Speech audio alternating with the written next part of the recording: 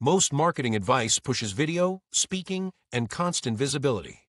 But some of the most effective businesses are built almost entirely on writing. Here is why writing-first marketing works. Writing forces clarity. When you explain your idea in simple words, your audience understands faster and trusts you more. Start with platforms like LinkedIn. Short, clear posts about real problems position you as someone worth paying attention to. Then build depth.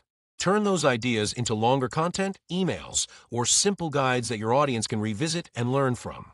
Tools like Grammarly help refine your message, but the real value comes from your thinking, not the tool. Here is the advantage for introverts.